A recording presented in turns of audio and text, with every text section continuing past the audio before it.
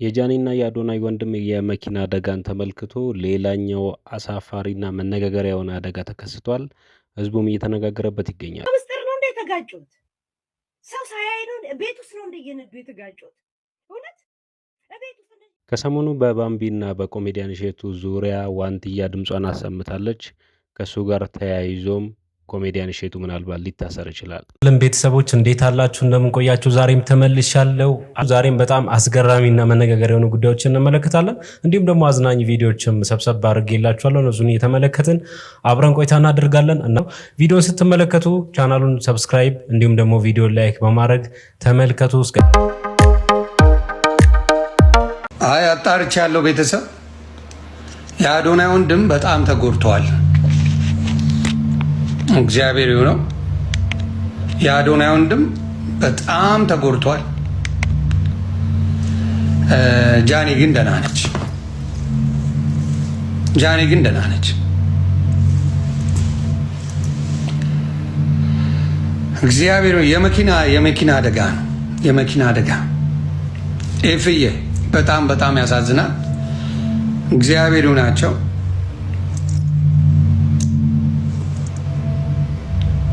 ያ በጣም ያሳዝናል። መኪናው ከጥቅም ውጪ እንደሆነ አዶናይ ወንድም በጣም እንደተጎዳ፣ ጃኒ ግን ደህና እንደሆነች ነው የነገሩኝ። አደራ አጽናኗቸው፣ አይዞኝ በሏት። እሱንም የአዶናይ ብዙ ጊዜ ከአዶናይ ወንድም ጋር አብረው ናቸው። ከታናሽ ወንድሙ ጋር ብዙ ቤታ ስትሄድ ምናምን አብረው ወይ አዶናይ ነው ወይ የአዶናይ ወንድም አለና ከፋሚሊ ሆነዋል። ኦልሬዲ ፋሚሊ ናቸውና ያ ነገራቸው ደስ ይላል። እውነት ለመናገር ያ ነገራቸው በጣም ደስ ይላል። በጣም ያሳዝናል። ይፍዬ በጣም ነው የሚያሳዝነው። ከድንገተኛ አደጋ ማናችሁንም እግዚአብሔር ይሰውራችሁ። ድንገተኛ አደጋ ኢትዮጵያ ደግሞ የመኪና ኢንሹራንስ ምናምን የሚባለው ነገር ምስጢር ነው እንደ የተጋጩት ሰው ሳያይ ነው ቤት ውስጥ ነው እንደ እየነዱ የተጋጩት። እውነት ቤት ውስጥ እንደዚህ ሽንት ቤት ውስጥ እሽክሉልዬ እየተጫወቱ በህፃን መኪና ላይ እንደዚህ ሄዱ ነው ግቡ ያሉት ከግድግዳው ጋር ከገንዳ ጋር ነው እንደ የተጋጩት። ምድረ የደደብ ድሮ መሀይም ደጋፊ ብዙ ነው የሚባለው። የመሀይም ቆሻሻ ምን አይነት መሀይም! ለዚህ ነው እኛ ከአዶናይ መነጠል ብንፈልገው። እሷ አሁን እኔ መኪናው ሳየው ከዚህ ውስጥ ሰው መትረፉ ራሱ አስደንግጦኛል። ከባድ አደጋ የደረሰው እሱ ላይ ነው። እሷም ላይ ደርሶባታል። እሱ ላይ ከባድ አደጋ ደርሷል። በጣም ከባድ አደጋ ግን እግዚአብሔር እንኳን ቀላል አደረገለት። እንኳን እግዚአብሔር ሌላ ነገር አለው ነው በቃ እንኳን በዚህ አለፈ። መኪናውን ስታዩ ግን እኔ እንዳልኳችሁ የኔ አደጋ የመኪና አደጋ የደረሰብኝ ጊዜ ከዚህ መኪና ውስጥ ሰው ይወጣል እንዴ ነው የተባለው እና ይሄንን ነው ያልኩት። በዚህ ዘመን እንግዲህ አደጋ ምን ማለት እንደሆነ ለሰው ማስተማር ማለት በጣም ከባድ ነው። ነገር ግን ከዚህ ጋር ተያይዞ ከመገጫታቸው ወይ ደግሞ በአክሲደንቱ ምክንያት አንዳንድ ሰዎች እንኳንም ተጋጩ ሞቶ ቢሆኑ እንዳውም አሪፍ ነው ያለም ሰው በጣም ለማንበብም ሆነ ለማውራት የሚሰቀጥጡ ቃላቶችን የተጠቀሙ ሰዎች አሉ። በጣም እኔ ፕሮፋይላቸው ገብቼ ሳይ ያው በቅዱሳን ስም የተሰየመ ነው። አንዳንድ ደግሞ ፕሮፋይልም የለውምና እኔ በጣም ግራ ይገባኛል። ምን አይነት አደጋ ውስጥ ይሄ ከአደጋው ራሱ በጣም የሚተናነስ አይመስለኝምና ይህንን ኮሜንት ብዙ ሰዎች ታዝበዋል። እኔ ብቻ አይደለም። እናንተ እንዴት አያችሁ? ሀሳባችሁን እስቲ ኮሜንት ላይ አድርጉ። ቀጣዩን ቪዲዮ ተመልከቱ። እቺ ታዋቂ ቲክቶከር ጃኒ ገብሩ የመኪና አደጋ ደረሰባት። ዜና በተሰራው ቪዲዮ ኮሜንት ላይ ገብቼ ሳይ ኮሜንቱን ተመልከቱት። እሰይ እልልልል በሞተች ደግ አደረገ በዛው ቀረች ምናምን የሚሉ ሰዎች በዙ። አቤት ጭካኔ! አቤት! እኔ እቺ ልጅ አድናቂዋም አይደለም። አንድ ቀን ቪዲዮቿን ተከታትዬ አላውቅም። የሚጠቅመኝ ስላልሆነ ስክሮል ነው ማረጋት። ጠልቻት ሳይሆን የሚጠቅመኝ ነገር ካልሆነ ስክሮል አደርጋለሁ። እና እናንተ ግን በጣም ስለምትበልጣችሁ ነው መሰለኝ ሰው ሲለወጥ ሲያድግ አትወዱም መሰለኝ። እግዚአብሔር ምስክሬ ነው። አቤት የኢትዮጵያ ምቀኝነት መንፈስ፣ የተንኮል የጭካኔ መንፈስ። ለስሙ አብዛኞቻችሁ ነጠላ ለባሽ ናችሁ፣ መስጊድ ትሄዳላችሁ፣ ከዛ ደግሞ ቸርች ትሄዳላችሁ፣ ደግሞ ሃይማኖተኛ ናችሁ። እኛ ሀገር ላይ ሃይማኖት አለ፣ ግን ጨካኝ ብዛቱ ምንድነው? ሃይማኖት እንደው ርህራሄ ካላስተማረ ትህትና ካላስተማረ በቃ ኤቲስት ለምን አትሆንም? ደግሞ የአማኝ ሀገር ፈራ እግዚአብሔር ያለባት ሀገር ይባላል። እኔ እንደው እግዚአብሔርን እንደው ሲኦል ቢገባት ኢትዮጵያ ላይ ያለ ህዝብ ሲኦል ሰዎች በአዲስ አበባ በዛሬው ዕለት ምን እየተካሄደ ነው? ይሄ ጉዳይ የበርካታ ሰዎችን ቀልብ እየሳበም ይገኛል። በአፍሪካ እጅግ ተወዳጆችና ሶሻል ሚዲያ ላይ ተጽዕኖ ፈጣሪ የሚባሉ ግለሰቦች በአሁኑ ሰዓት በአዲስ አበባ መሰብሰባቸው እየተነገረም ይገኛል። መጀመሪያው ነው የተባለው የአፍሪካ ማህበራዊ ሚዲያ ተጽዕኖ ፈጣሪዎች ጉባኤ ተሳታፊዎች በአዲስ አበባ ከተማ የሚያደርጉትን ጉብኝት እንደምትመለከቱት ጀምሯልም ተብሏል። የአፍሪካን እውነተኛ ገጽታ ለዓለም ለማስተዋወቅና የዲጂታል ትርክትን ባለቤትነት ለመምራት ያለመ የመጀመሪያው የአፍሪካ ማህበራዊ ሚዲያ ተጽዕኖ ፈጣሪዎች ጉባኤ አስሚዝ 2026 በአዲስ አበባ አድዋ ድል መታሰቢያ ዛሬና ነገ ይካሄዳልም ተብሏል። ጉባኤውን ለመታደም እስካሁን ከ30 የአፍሪካ ጣጡ 321 ሚሊዮን በላይ የማህበራዊ ሚዲያ ተከታይ ያላቸውና 61 ተጽዕኖ ፈጣሪዎች በአዲስ አበባ ገብቷል የተባለ ሲሆን በተጨማሪም ከ150 ሚሊዮን በላይ ተከታይ ያላቸው 120 ኢትዮጵያውያን ይዘት ፈጣሪዎች የዓለም ዲፕሎማሲያዊ ማዕከል በሆነችው አዲስ አበባ እንደምትመለከቱት የዲጂታል ታሪክ ለመጻፍ ተዘጋጅቷል። ይሄ ጉዳይ የበርካታ ሰዎችን ቀልብም ስቧል። አፍሪካ እጅግ ተወዳጆችና ተጽዕኖ ፈጣሪዎች በአሁኑ ሰዓት በአዲስ አበባ እጅግ እያሉ ነው እየተባለ ይገኛል። በዚህ ጉዳይ ላይም ተጨማሪ መረጃዎች የሚሰሙ ከሆነ ወዲያው የማሳውቃችሁ ይሆናል። መልካም ቀን፣ መልካም ሙሉ። ወይዘሮ አምለሰት መታቀርቢውን ሰዎች ምረጭልኝ እንዴ! እግዚአብሔርን ለቴዲ ብለን እኮ ነው ዝም ያልነው። ከዚህ በፊት አይተንሻል። አዶናይን አቅርበሽ ጆን ዳንኤልን አላቀረብሽም። ንቀት አለብሽ። አንቺ ደስ ያለሽን ሰው ብቻ አታቀርቢ። በህዝብ ጥያቄ ነው። አሁን እቺ መጣሽ ያቀረብሻት ምንድን ናት? ምንድን የምታወራው? ምንድን ነው ይሄ ጽብልቅልቅ ያለ ወሬ? ምንም ታሪክ የሌላ ሰው አውጥተሽ እንዴ! ምን ሆነሽ ነው? እኛ ለንጉሱ ብለን ነው እንዴ? እምቢ ካልሽ ደግሞ እንደዚህ ነው መንገልባችሁ። ምንድን ነው ያመጣችብን? በኢየሱስ ክርስቶስ ስም ኬስ ያመጣችሁ ጌታ ሆይ ቶሎና ምንድን ነው የምታወራው? እኔ ወይ አስተርጉመሽ አቅርቢልኝ። ያወራ አንድም ወሬው አልገባኝም። ያወራችሁ ወሬ አልገባኝም። የመስታወት ቤት እና መስታወት ልጅ እያለው ምንም አባሽ ልጅ እያለሽ ታሪክም ህልምም የለሽም። በድንገት ባገኘሽው ገንዘብ ነው በአቋራጭ ነው እዚህ የደረስሽው እንጂ ምን አባሽ ታሪክ ነው ያለሽ? ልጅ እያለሽ ጠዋት ቁርስ አለ የለም፣ ዳቦ አለ የለም ነው የምታስቢው። የምን አባሽ ልጅ እያለሽ ነው ስለ ሀብት የምታውቂው? የገንዘብን እንትን በአንቺ ዘመኔ ታባሽ ታውቂውና ወረኛ በድንገት ትመጣላችሁ። ከዛም በኋላ ልጅ አባትሽ ለአንቺ ዳቦ ኬት አምጥቶ እንደሚያበላሽ እንደሚያጠጣሽ ነው የሚያስበው። ቁርስ፣ ምሳ፣ እራት ለልጆቼ ኬት ላምጣን እንጂ የሚለው ያንቺን ወደፊት ልጅ ሀብታም ትሆናለች በመኪና ስወጣ የለም። እንደዛ የሚባል የለም። ወረኛ አበዛችሁት እንዴ!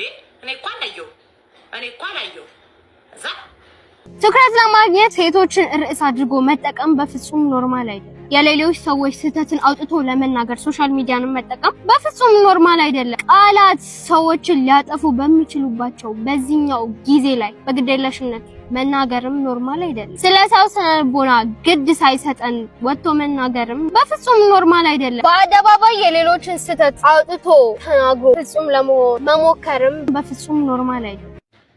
እንግዲህ ትውልዱ ወዴት እየሄደ እንደሆነ መረዳት አለባችሁ። እና እህቴ እንደው ቤተሰብ ምናምን ይኖርሻል፣ ትምህርትሽን አርፈሽ ብትማሪ፣ ያልገባሽን ነገር በደንብ ብትጠይቂ፣ እድሜ ሲደርስ እንደው ባትቸኩይ። አሁን ይሄ ላንቺ አይደለም ለኛም በጣም አወዛጋቢ ነገር ነውና እንደው ባትጣደፊ ጥሩ ነው። እንደው ቤተሰብም ከሆንሽ ዝም ማለት ነው የሚመረጠው። ሌሎቻችሁ ግን አያችሁ ኖርማል ያልሆነ ነገር ትክክል ነው ወይም ነውር የሆነን ነገር አይ እግዚአብሔር ይቅር ባይ ነው እንዲህ መባባል ምናምን አልነበረበትም ብላችሁ እሸቱን ስትቃወሙ የነበራችሁ ሰዎች አያችሁ የምታፈሩትን ፍሬ። ትክክል አይደለም።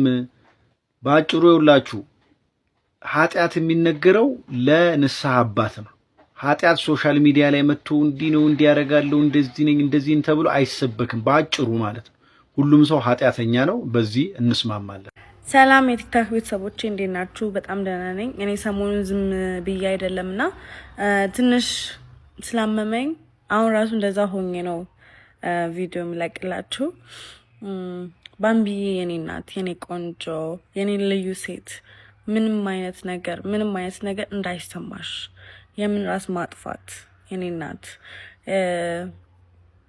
ሁሉም ሰው በራሱ ጫማ ትክክል ነው፣ ሁሉም ሰው ማለት ነውና ከማይጠበቅ ሰው ግን እንደዚህ አይነት ነገር መባል በጣም ትልቅ ውርደት ነው። ለምን ያው ትልቅ ሰው ነው ማገናዘብ ይችላል። አይደረግም። ይሄ ብልግና ነው። እና ባምቢዬ እንወድሻለን፣ ድምጽ እንላት። ይሄ ነገር እንግዲህ ለኮሜዲያን እሸቱ በጣም አስጊ ነው። በይፋ የኤአይ ስልጠና የሚሰጠው እንግዲህ ኮሜዲያን እሸቱ ብቻ ነው። አብዛኞቹ ሰዎችም እንግዲህ የኮሜዲያን እሸቱ ሊከሰስ ይችላል፣ ከባድ አደጋ ውስጥ ነው፣ እሸቱ ድንጋጤ ውስጥ ገብቷል የሚሉ ሰዎች አሉ። ተግባራዊ ሲደረግ ምናልባት እንግዲህ የምናይ ይሆናል። ቀጥለን የምናየው ዜና ለኮሜዲያን እሸቱ በጣም አስጊና አስፈሪ ነው። ስሙት። አሁን በደረሰኝ መረጃ መሰረት ኢትዮጵያ ውስጥ እስካሁን ምንም አይነት ተቋም የኤአይ ስልጠና የመስጠት ፈቃድ የለውም። እንዳትሸወዱ ጥንቃቄ አድርጉ ተብሏል። በኢትዮጵያ የኤአይ ስልጠና መስጠት የሚችሉት ህጋዊ እውቅና ያላቸው ተቋማትና ራሱ ኢንስቲትዩቱ ብቻ ናቸው።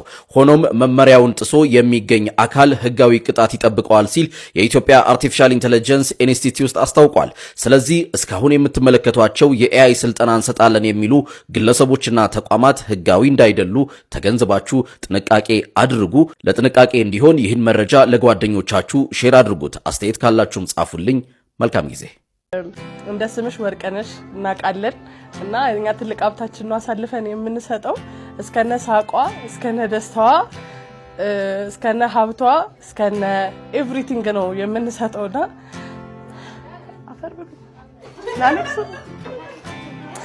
ኦኬ እስከነ ሙሉ ነገሯ ነው የምንሰጥክ። እስከነ ሙሉ ነገሯ መልስልን፣ አቆይልን። ሁሌ ሳቋን ያሳየን፣ ደስታዋን ያሳየን። ገና ወልደሽ ተባዢ አንድ ብቻ ሆነሽ አትበቂንም። ያንቺን ብዙ ሰዎች ማየት እንፈልጋለን። የዓለም ያርገው፣ ቤትሽን ሰላም ያርገው፣ ፍቅር ያርገው። እግዚአብሔር የገባበት እግዚአብሔር ያለበት ህይወት ያርግልሽ። ያ ከእናቷ ቤት ስትወጣ ተሞላቃ ቀብጣ እንደ እንቁላል የምናያት ወርቅ ሀብታችን ናት። እንደዛ አድርጋ አቆይልን። ካቃተ ምንም ሳታጎድል መልስልን። ያ እንወድሻለን። በጣም ነው የሚያምረው። ፈጣሪ እህቶቻችን እንደዚህ አይነት ጓደኛ ይስጣችሁ። አያችሁት? የልብ ጓደኛ ያስታውቃል። እንዲሁ ሲያወራ ያስታውቃል። ጓደኛ ብቻ ሳይሆን የእናቷንም የሙሽራዋን እናት ወክላ ነው የተናገረችው። በእውነት ስሜቷ በጣም ተጋብቶብኝ ነው ቪዲዮ የሰራሁት። ፈጣሪ መቼም ሰርጉን የተባረከ ያርግላቸው። በእውነት በሰርጋቸው ደስተኛ ሆኑ። እቺ ሚዜ ግን በእውነት ውስጥ የገባች ሚዜ ናት። የእውነት እንዲህ አይነት እህት ይስጣችሁ። በቃ ጓደኛ ምን አይነት ነገር ነው በእውነት። ባልየው ያው ብላለች፣ ቆጥረን የሰጠን ብላለች። ያው ቆጥረ ተረክበሃል ካቃተ መልስ ተብላ ደስ ይላል። በቃ ያለችው ካቃተ መልስ በጣም ነው የተመቸኝ። የተባረከ ትዳር። እች ልጅ ስሟትማ ምን ከንግግሯ መሃል በጣም እንዳናደደ ልንገራችሁ። ስሟትና እንመለሳለን። ከእናቷ ቤት ስትወጣ ተሞላቃ ቀብጣ እንደ እንቁላል የምናያት ወርቅ ሀብታችን ናት። እንደዛ አድርጋ አቆይልን። ካቃተ ምንም ሳታጎድል መልስልን። ልክ ትዳርን እግዚአብሔር ሆይ ስጠኝ ምናምን ብለን እንደምንጸልየው መልካም ትዳር ከእግዚአብሔር ዘንድ ነው ብለን እንደምናስበው ሁሉ ጓደኝነትንም ከእግዚአብሔር ዘንድ እንደሆነ ማወቅ አለብን እና በትክክል እግዚአብሔር ሆይ መልካም የሆኑ ጓደኞች ስጠኝ፣ መልካም የሆነ ጓደኛ ስጠኝ ብለን ተንበርክከን ልክ ትዳርን እግዚአብሔር እንደሚሰጥ ሁሉ መልካም የሆነ ወዳጅ፣ መልካም የሆነ ጓደኝነትን ራሱ የሚሰጠው እግዚአብሔር ነውና በጣም እኔ ብዙ ነገር የሚያደላለት ሰው አለ። አንዳንድ ጊዜ ከዛ ሰው መልካምነት ወይም ከዛ ሰው የሆነ ትጉ ከመሆን የሆነ መልካም ፍቅር ከመስጠት ምናምን ብቻ አይደለም። ያው የዛም ሰው መልካምነት አስፈላጊ ቢሆንም ግን በቃ እንደዚሁ ነገር የሚያደላለት ሰው አለና በቃ በጣም ቤተሰብ የሚያደላለት፣ በጣም ጓደኛ የሚያደላለት፣ በጣም ትዳር የሚያደላለት አይነት ሰዎች አሉና ሚስ ልዩ ነች አንዷ ማለት ነው።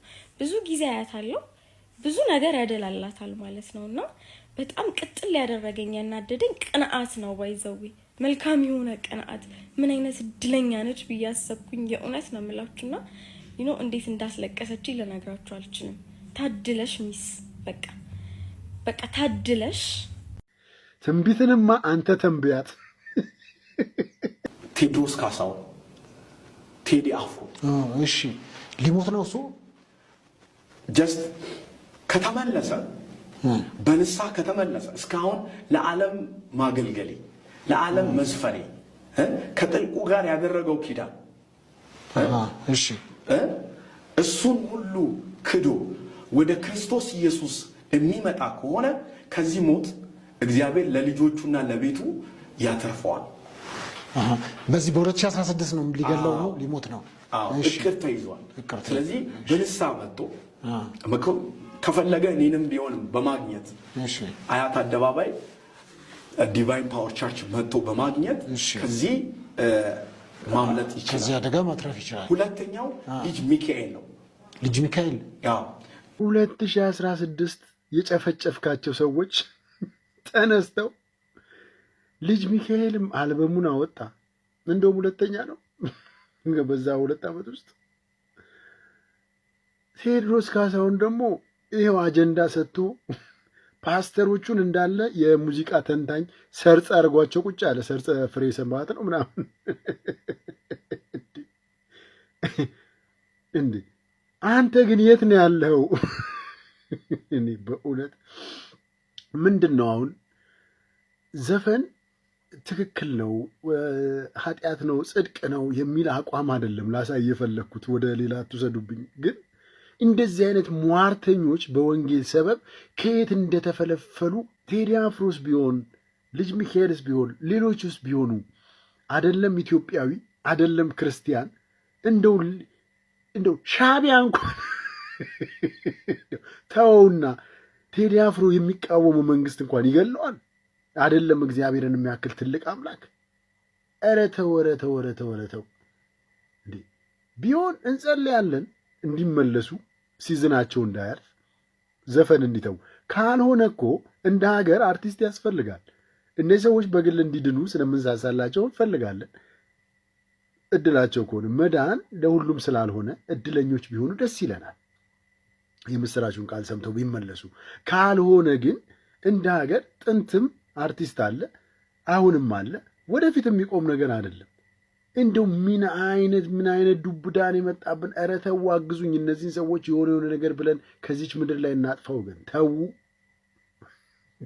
አርቲስት ሰራዊት ፍቅሬን ጨምሮ ከፊንቴክ ጋር ተያይዞ የተጠረጠሩ አርቲስቶችና ቲክቶከሮች እንግዲህ የዋስትና መብታቸው ተፈቅዶላቸው፣ ነገር ግን ለዋስትና የሚያስይዙት ገንዘብ ምን ያህል እንደሆነ አልተወሰነም። ይህንንም ለመወሰን እንግዲህ ከፊታችን ለሚገኘው ሰኞ ማለት ነው ማለትም ግንቦት 3 ላይ ማለት ነው ፍርድ ቤት ቀጠሮ ሰጥቷል። ከዛ በተጨማሪ ደግሞ አቃቢ ሕግ በመንሱር ጀማል ላይ ቅሬታ አቅርቦ ነበር፣ የዋስትና መብቱን መከበር የለበትም የሚል እና ይህንን ቅሬታ ደግሞ በተመሳሳይ ቀን ማለትም ግንቦት 3 ላይ እንዲያሰማ በጽሁፍ እንዲያሰማ ማለት ነው ቀጠሮ ተይዟል።